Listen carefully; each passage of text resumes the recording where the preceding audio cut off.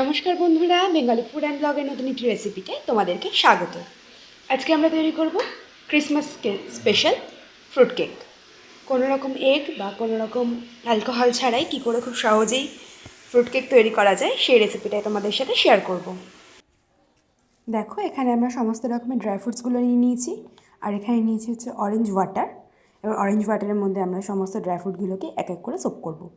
যেহেতু এটা অ্যালকোহল হচ্ছে না, অ্যালকোহল ছাড়া হচ্ছে, তো সেই জন্য এর মধ্যে আমরা সমস্ত ড্রাই ফ্রুটসগুলোকে অরেঞ্জ ওয়াটারে দিচ্ছি। তো দেখো, এবার এর মধ্যে আমরা সমস্ত যা যা ড্রাই ফ্রুটস আছে সব দিয়ে দিচ্ছি। প্রথমে দিয়ে দিচ্ছি ইয়েলো টুটি ফ্রুটি,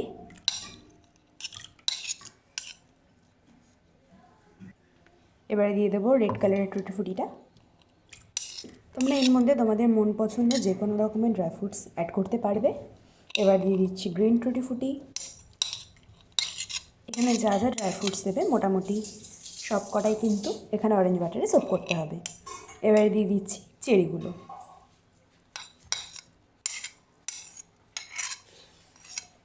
এবার মোরব্বাটাও দিয়ে দেবো এর মধ্যে।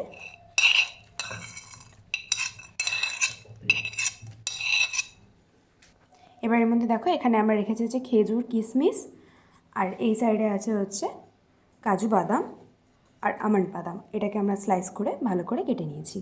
তো এবার এর মধ্যে দেবো হচ্ছে গিয়ে খেজুরটা। তো আমরা খেজুরটাকে মাঝখান থেকে দানাটাকে ফেলে কেটে রেখেছি সরু সরু করে, আর কিশমিশগুলোকে একটু জলে ভিজিয়ে রেখেছিলাম আধ ঘন্টা মতো। তো তারপরে এটাকে দিয়ে দিচ্ছি এর মধ্যে। এর মধ্যে কিন্তু আমরা আমন্ড বা কাজু কোনোটাই দেবো না, অনলি ফর যা যা ড্রাই ফ্রুটস দিয়েছি সেগুলোই দেবো। দেখো, সমস্ত কিছু কিন্তু বেশ ভালো মতন একদম অরেঞ্জ ওয়াটারে সোপ হয়ে গেছে। এবার এটাকে প্রায় ঘন্টা তিনেক মতন ভালো মতন ঢাকনা দিয়ে ফুটতে দেবো। তো এটাকে প্রায় ঘন্টা তিনেক মতন কিন্তু ভালো মতন অরেঞ্জ ওয়াটারটা সোপ বন্ধ করতে বলে দেওয়ার। দেখো, সমস্ত ড্রাই ফ্রুটসগুলো কিন্তু আমরা ভালো মতন করে অরেঞ্জ ওয়াটারে সোপ করে নিয়েছি।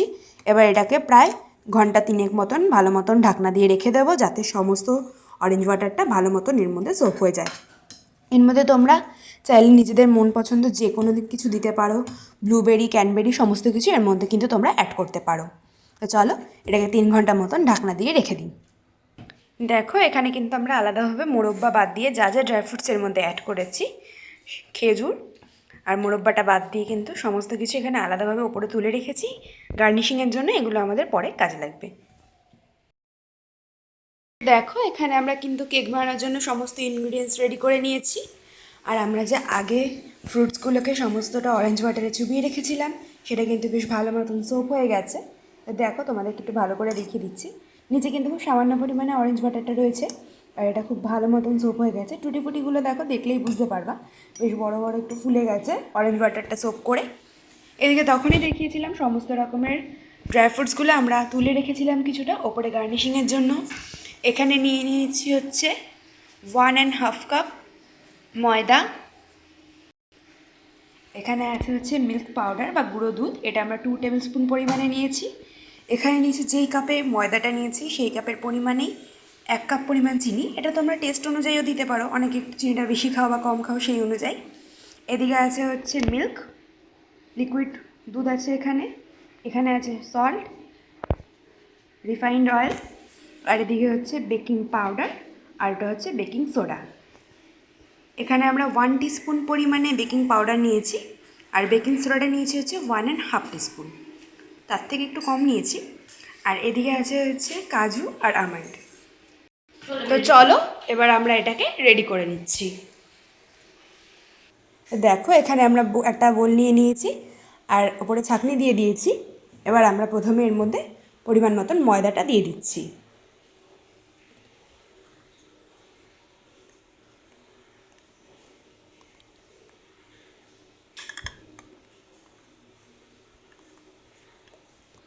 এবার এর মধ্যে দিয়ে দেবো হচ্ছে বেকিং সোডাটা।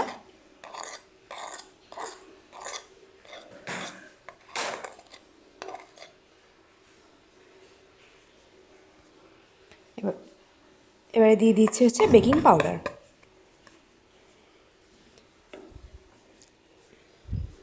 এখানে আছে হচ্ছে 2 টেবিল স্পুন পরিমাণে গুঁড়ো দুধ, সেটাও এর মধ্যে দিয়ে দিচ্ছি। এবার ভালো করে সমস্ত মিশ্রণটাকে ছেঁকে নিতে হবে। তো দেখো ভালো করে এটাকে ছেঁকে নিচ্ছি।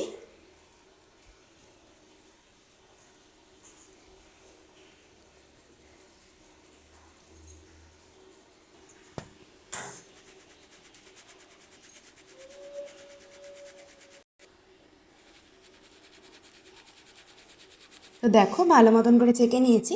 এবার সামান্য কিছু গুঁড়ো আছে, এটাকে একটু চামচের সাহায্যে ভালো করে নাড়িয়ে দিলে এটা ভালো মতন একদম এটা হয়ে যাবে। দেখো ভালো মতন করে কিন্তু এটাকে আমরা ছেঁকে নিয়েছি। এবার এর মধ্যে দেবো হচ্ছে চিনির গুঁড়োটা। এবার মধ্যে আমরা দিয়ে দিচ্ছি চিনির গুঁড়োটা।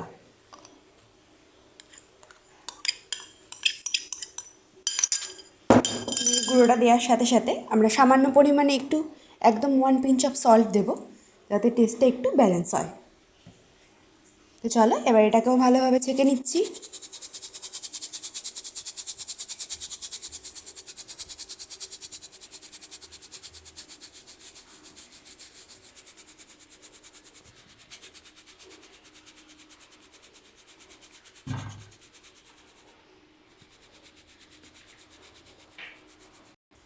তো দেখো সব কিছু আমরা ভালো মতন করে ছেঁকে নিয়েছি। এবার এই শুকনো মিশ্রণটাকে ভালো করে একটু মিশিয়ে নিচ্ছি।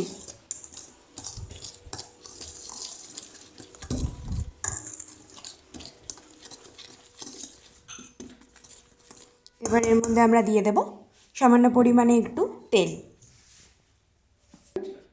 এবার এর মধ্যে আমরা দিয়ে দিচ্ছি হচ্ছে 2 টেবিল স্পুন পরিমাণে অয়েল।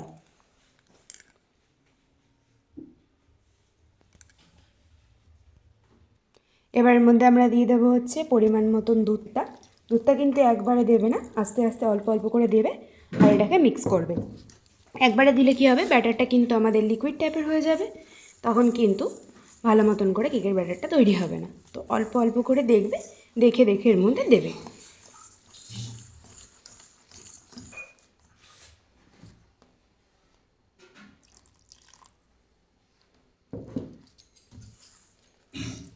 তো দেখো আমি কিন্তু সেরকমভাবেই দিচ্ছি যেভাবে তোমাদেরকে বললাম। একবারে কিন্তু পুরো দুধটা দিয়ে দেবো না, তাহলে কিন্তু ব্যাটারটা পাতলা হয়ে যাবে। তো এবার এর মধ্যে আমরা যে আগে থেকে ড্রাই ফ্রুটসগুলো আছে সেগুলোকে দিয়ে দিচ্ছি। তো চলো দেখো এখানে সমস্ত ড্রাই ফ্রুটসগুলো আছে। এর মধ্যে যেহেতু একটু অরেঞ্জ ওয়াটার আছে, তো সেই জন্য এটাকে আমি আগে দিয়ে দিচ্ছি, তারপরে এটাকে ভালো করে মিক্স করব।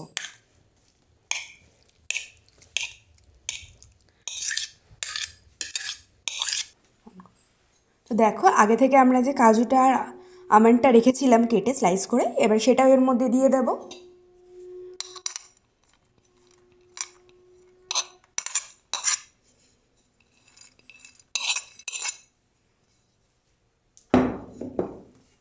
এবারে ভালো করে এটাকে মিশিয়ে নেব।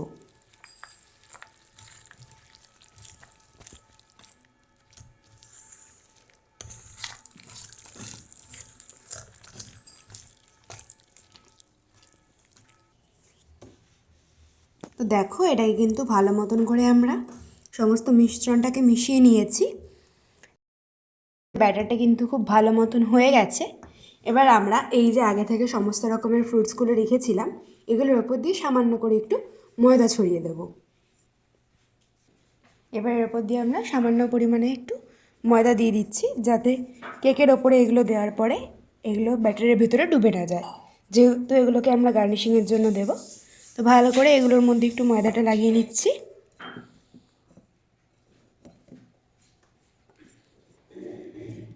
যা যা ড্রাই ফ্রুটস কেকের ওপরে দেবে সমস্ত কিছুর মধ্যে কিন্তু এরকম সুন্দরভাবে ময়দাটা লাগিয়ে নেবে। তো দেখো এখানে আমরা কেক টিনটা নিয়ে নিয়েছি। এবার এর মধ্যে ভালো করে অয়েল ব্রাশ করে দেব। তোমরা চাইলে এখানে কিন্তু বাটার পেপারও ইউজ করতে পারো। এখানে আমরা নর্মাল পেপার যেহেতু ইউজ করছি, তো সেহেতু ভালো করে আগে নিচে অয়েলটা ব্রাশ করে নিচ্ছি।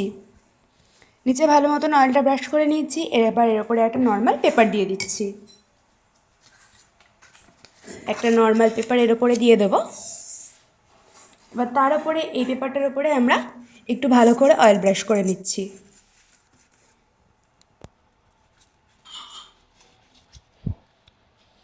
অয়েলটা একটু কিন্তু বেশি পরিমাণে ব্রাশ করতে হবে, যেহেতু বাটার পেপারের ব্যাপারটা আলাদা হয় আর এটা আমরা নর্মাল পেপারে করছি, তো সেই জন্য অয়েলের পরিমাণটা কিন্তু একটু বেশি লাগবে, নয়তো কিন্তু কেকটা ডিমোল্ড হতে প্রবলেম হবে। তো দেখো কেক টিনটায় কিন্তু আমরা সুন্দর করে অয়েল ব্রাশ করে দিয়েছি। এবার মধ্যে যে কেকের ব্যাটারটা আছে সেটা ধীরে ধীরে দিয়ে দেবো।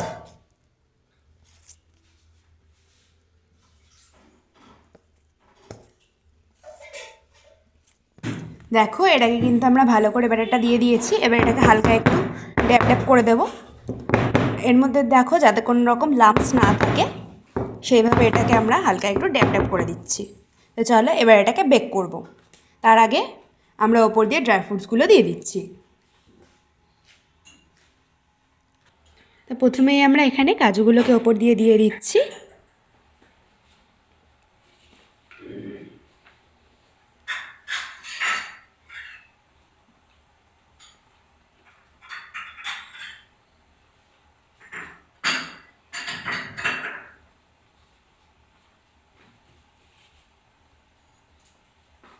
এবার সাইড দিয়ে চেরিগুলো দিয়ে দেবো।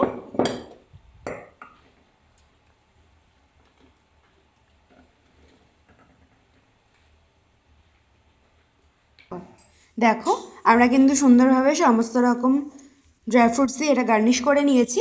এবার এটাকে আমরা বেক করার জন্য নিয়ে যাব। তো দেখো এখানে আমরা যেহেতু এটা গ্যাসে করছি, তো সেই জন্য এখানে আমরা একটা কড়াই দিয়ে তার নিচে একটু লবণ দিয়ে একটা স্টেনার টাইপের কিছু একটা বসিয়ে নেবে। আমাদের কাছে স্টেনারটা এই মুহূর্তে অ্যাভেলেবেল নেই, তো সেই জন্য আমরা এটা বসিয়ে নিয়েছি। এবার এটাকে একটু 5 মিনিটের জন্য ভালো করে ফ্রি হিট হতে দেবো। আর তোমরা যদি কেকটাকে মাইক্রোওয়েভে করতে চাও তাহলে 180 ডিগ্রি সেন্টিগ্রেডে 45 মিনিটসের জন্য ভালো করে বেক করতে হবে। তো চলো এটা ফ্রি হিট হয়ে যাক, তারপর এর মধ্যে আমরা কেকটাকে দেবো। দেখো এটা কিন্তু ফ্রি হিট হয়ে গেছে। এবার আমরা এই যে আমাদের যে কেকের ব্যাটারটা আছে ভালো করে এটাকে এর মধ্যে বসিয়ে ঢাকনা দিয়ে দেবো। এটাকে মোটামুটি আমরা লো টু মিডিয়াম ফ্লেমে রাখবো হচ্ছে জন্য, তারপরে এটাকে একটু লো টু হাই ফ্লেম করব। তো চলো এবার এটাকে আমরা ঢাকনা দিয়ে দিচ্ছি। এমন কোনো ঢাকনা ইউজ করবে যাতে এর থেকে কোনো রকমভাবে কিন্তু হাওয়াটা পাস না হয়। দেখো তোমরা দেখতে পাচ্ছ এই ঢাকনাটা দিয়ে কিন্তু কোনোভাবেই কড়াইটা থেকে হাওয়া পাস হবে না। তো চলো এবার এটাকে 30 মিনিটসের জন্য লো টু মিডিয়াম ফ্লেমে কুক হতে দেবো। দেখো এটা কিন্তু আমরা একদম লো স্টিমে রেখেছিলাম 30 মিনিটস। এই সাইডগুলো দেখো কিন্তু একদম ভালো মতন করে হয়ে গেছে। এই দেখো এর মধ্যে কিন্তু কিছু লাগছে না, কিন্তু মিডিলটা দেখেই বোঝা যাচ্ছে মিডিলটা কিন্তু আমাদের ভালো মতন হয়নি। দেখো তোমাদেরকে একবার দেখেও দিচ্ছি। এই দেখো মিডিলটা কিন্তু লেগে যাচ্ছে। এবার এটাকে একটু লো টু মিডিয়াম স্টিমে আর বেশ কিছু মিনিট 5-10 মিনিট রাখলে মিডিলটাও হয়ে যাবে। চলো এটাকে আবার ঢাকনা দিয়ে দিই। তো দেখো এটা কিন্তু আমরা 10 মিনিট মতন রেখেছিলাম। দেখো 10 মিনিট পর কিন্তু আমরা ঢাকনাটা সরিয়ে দিয়েছি। এবার কেকের মিডিলটাও কিন্তু দেখেই বোঝা যাচ্ছে হয়ে গেছে। তাও তোমাদেরকে একবার দেখিয়ে দিচ্ছি। দেখো একদম ভালো মতন দেখিয়ে দিচ্ছি। দেখো কেকের মিডিলটাও কিন্তু হয়ে গেছে, একদম কোনো কিছু লেগে নেই এর মধ্যে। তো চলো আরেকবার আমরা সাইডগুলোও দেখে নিচ্ছি। খুব ভালো মতন কিন্তু এটা হয়ে গেছে। এবার কেকটাকে আমরা নামিয়ে নেব।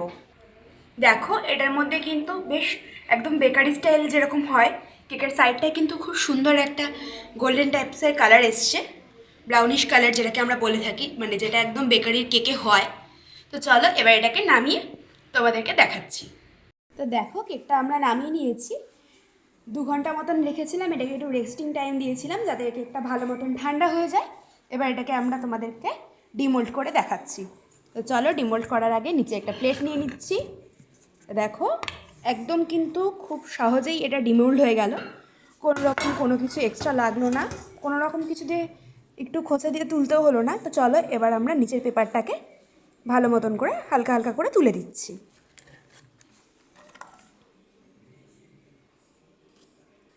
দেখো তোমাদেরকে তখনই বলেছিলাম অয়েলটা একটু বেশি পরিমাণে ব্রাশ করলে কিন্তু এই আমরা এটা ডিমোল্ড করতেও কোনো প্রবলেম হবে না, আর পেপারটা আমাদের সরাতেও কিন্তু সেরকমভাবে কোনো প্রবলেমই হচ্ছে না। তো দেখো ভালো মতন করে কিন্তু আমরা পেপারটা এর মধ্যে থেকে সরিয়ে নিয়েছি। এবার কেকটা তোমাদেরকে দেখাচ্ছি। দেখো এটা কিন্তু একদমই কোনো রকমভাবে পোড়াও লাগেনি, বেশ সুন্দর একটা কালার এসছে নিচটা। তো চলো এবার এটা সামনের ফ্রন্টটা আমি তোমাদেরকে দেখিয়ে দিচ্ছি।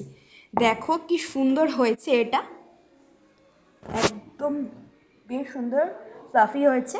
দেখো দেখিয়েও দিচ্ছি তোমাদেরকে আমি এটা একটু, এই দেখো কতটা সফট হয়েছে, তোমরা দেখলেই বুঝতে পারবে কেকটা কতটা সফট হয়েছে।